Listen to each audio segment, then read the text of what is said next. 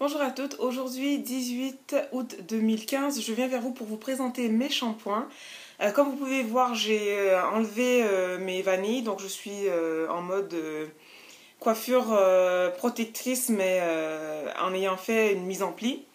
Et voilà, donc je vous présente mes shampoings que je vais utiliser à partir de maintenant pour mon éventuelle routine capillaire et l'utilisation que j'en fais. Alors, le premier shampoing que je vous présente, c'est le Kenra. C'est écrit Clarifying Shampoo dessus, shampoing clarifiant. Par contre, c'est le shampoing que j'utilise comme shampoing chélateur. Un shampoing chélateur, c'est un shampoing qui a la propriété de débarrasser le cheveu et le cuir chevelu de tous les dépôts de produits et les minéraux qui s'accumulent sur la tige capillaire et le cuir chevelu. Donc c'est un shampoing qui agit en profondeur, qui a la propriété et qui se distingue en fait du shampoing clarifiant par le fait qu'il débarrasse, comme je vous disais, la tige capillaire de tous les minéraux. Ce que ne fait pas un shampoing clarifiant. Moi, comme shampoing clarifiant, j'utilise le shampoing de Organic Root Stimulator, le Creamy Aloe Shampoo. Je considère que c'est un shampoing clarifiant parce qu'il contient du sulfate dedans. Le sulfate est un détergent assez agressif qui décape vraiment la tige capillaire de tous les résidus et de tous les dépôts qui se sont accumulés pendant une période donnée. Et la différence au niveau des ingrédients, la différence que vous pouvez retrouver entre le shampoing clarifiant et le shampoing chélateur, c'est que dans le shampoing chélateur, l'ingrédient le plus important qui devrait se retrouver en tête de liste est le DTA. EDTA, c'est 4 lettres. Je ne pourrais pas vous dire exactement à quoi ça correspond, je ne me rappelle plus. Mais donc cet ingrédient particulier est l'ingrédient qui permet au shampoing chélateur de se débarrasser vraiment des minéraux, des dépôts de minéraux que l'on retrouve dans l'eau dure notamment. Par exemple, les filles qui font aussi de la natation, on leur recommande d'utiliser un shampoing chélateur parce qu'elles mettent leurs cheveux dans une eau avec du chlore. Donc pour se débarrasser de certaines de ces genres de substances, le shampoing chélateur est recommandé. Maintenant, le clarifiant est très bon aussi pour se débarrasser des résidus de produits, par exemple, que vous utilisez pendant une semaine, pendant un mois. C'est un shampoing qui lave aussi beaucoup en profondeur et ces deux shampoings sont les shampoings que moi je vais utiliser par exemple avant de faire un soin protéiné assez fort. Voilà, donc ça c'est pour mes deux shampoings qui lavent vraiment en profondeur.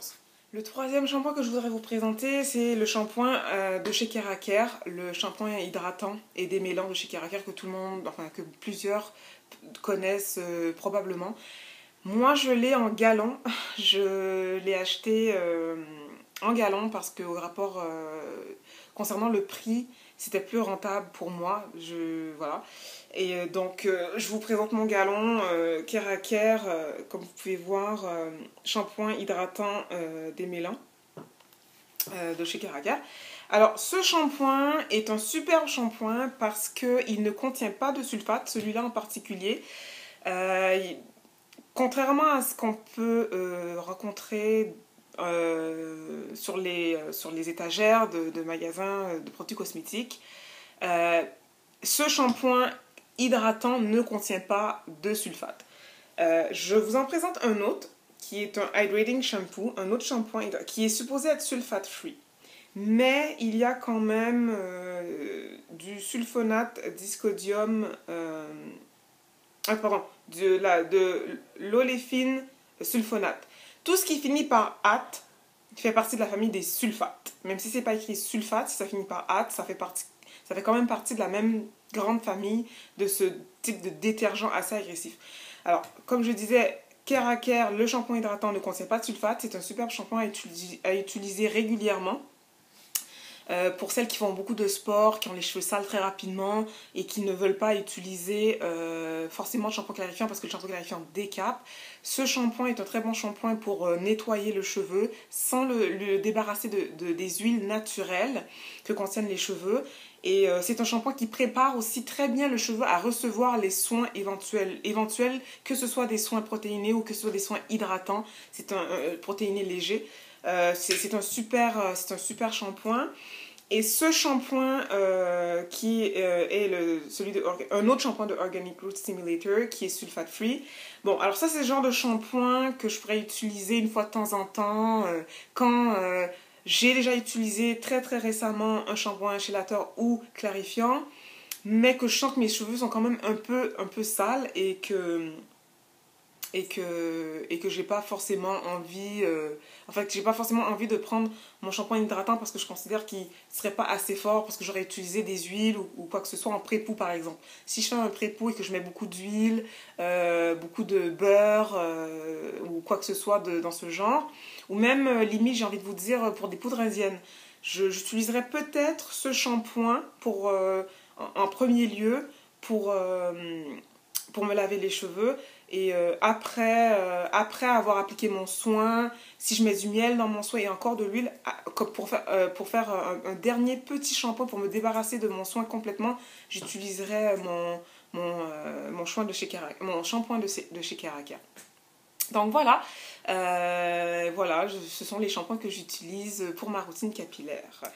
Pour finir, j'aimerais vous montrer ce galon d'eau. C'est donc de l'eau déminéralisée que j'ai utilisée pour faire mon dernier rinçage après mon dernier shampoing pour rincer pour rincer mes cheveux parce que comme je vous disais moi